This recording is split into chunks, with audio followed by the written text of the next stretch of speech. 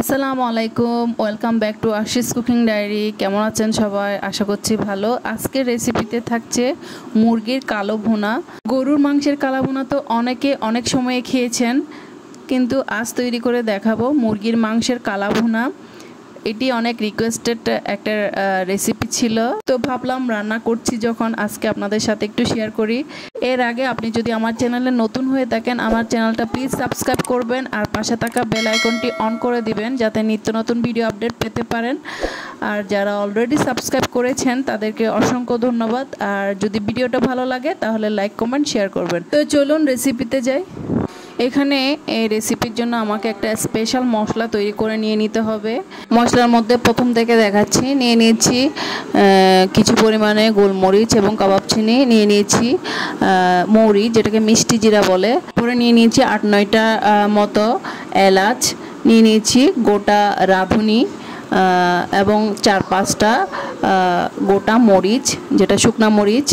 সবগুলো মশলা আপনারা দোকানে পেয়ে যাবেন, দোকানদারকে বললে দিয়ে দিবে। তো এগুলোকে আমি হালকা চুলায় ভেজে নিয়ে তারপর এগুলোকে ক্রাশ করে নিব। আপনারা চাইলে চুলায় অথবা ব্লেন্ডারে গুঁড়াটা করতে পারেন, সমস্যা নাই। এবারে আমি 1 কেজি পরিমাণ মুরগির মাংস নিয়ে নিয়েছি। এগুলোকে আমি কেটে ধুয়ে পরিষ্কার করে নিয়েছি এবং সাইজগুলোকে আমি খুব ছোট পরিমাণে করেছি। এই দেখুন, এই সাইজের আমি করেছি মাংসগুলোকে, যেহেতু আমি কালো ভুনো করব তাই খুব বেশি বড় করব না, আবার খুব বেশি পরিমাণে ছোট করব না, মানে মিডিয়াম সাইজের কাটিংটা করবেন, একদম মিডিয়াম সাইজের। দিয়ে দিচ্ছি 3টি পেঁয়াজ বেরেস্তা করে মাংসের মধ্যে দিয়ে দিচ্ছি 2 টেবিল চামচ পরিমাণ আদা রসুন বাটা। এই রান্নায় আদা রসুন বাটাটা একটু বেশি দেওয়ার চেষ্টা করবেন। দিয়ে দিচ্ছি 1 টেবিল চামচ হলুদ গুঁড়া আর 2 টেবিল চামচ লাল মরিচের গুঁড়া, এবং যে মশলাটা আমি প্রথমে বানিয়ে রেখেছিলাম ওখান থেকে 3 টেবিল চামচ মশলা এখানে দিয়ে দিব। দিয়ে ভালোভাবে সবগুলো মশলাকে হাত দিয়ে মাংসের সাথে মাখিয়ে নেব। মাখানোর সুবিধার্থে আমি এখানে অল্প কিছু সয়াবিন তেল অ্যাড করে নিব। দিয়ে খুব ভালোভাবে মাংসের সাথে সবগুলো মশলা উপকরণকে মাখিয়ে নিব, এবং মাখানো হয়ে গেলে আমি এটা 30 মিনিটের জন্য ম্যারিনেশনের জন্য রেখে দিব। এবারে চুলায় একটা রান্নার ফ্রাই প্যান নিয়ে এখানে দিয়ে দিচ্ছি 20 মিলি মতো সরষের তেল, এবং এর মধ্যে দিয়ে দিচ্ছি 2টা শুকনা মরিচ এবং 4-5টা রসুনের কোয়া। আমি এটা ফোড়ন হিসেবে দিয়ে নিচ্ছি। এবার একটা মিডিয়াম সাইজের পেঁয়াজকে কেটে দিয়ে দিচ্ছি। দিয়ে দেওয়ার পর খুব ভালোভাবে নেড়ে নিচ্ছি যাতে সরষের তেলের এক্সট্রা গন্ধটা চলে যায়। দিয়ে দিচ্ছি স্বাদ মতো লবণ, যেহেতু আমি লবণটা প্রথমে ইউজ করি নাই তাই এখন ইউজ করছি। আবারও লবণ, পেঁয়াজ, রসুনকে খুব ভালোভাবে তেলের সাথে নেড়ে নিচ্ছি। এবারে মাংসগুলোকে আমি প্যানে ঢেলে নিচ্ছি। ঢেলে নিয়ে আমি খুব ভালোভাবে মাংসগুলোকে নেড়ে নিচ্ছি।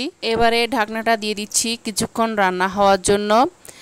এর কিছুক্ষণ পরে আমি ঢাকনাটা উল্টিয়ে নিচ্ছি। দেখুন এখানে মাংস থেকে অনেকটাই পানি ছেড়ে দিয়েছে। এবারে আমি মাংসগুলোকে খুব ভালোভাবে নেড়ে নিচ্ছি।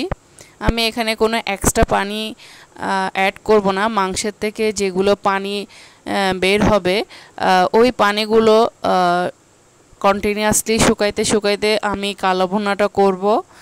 আমি কোনো এক্সট্রা পানি ইউজ করব না। আশা করছি বিষয়টা বুঝতে পারছেন। চুলার জালটা একদম মিডিয়াম টু লোয়ের মাঝামাঝিতে থাকবে।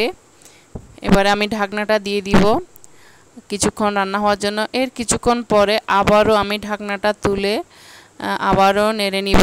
দেখুন অনেকটাই পানি ছেড়ে দিয়েছে মাংসগুলোর থেকে। আবারও খুব ভালোভাবে নেড়ে নিব।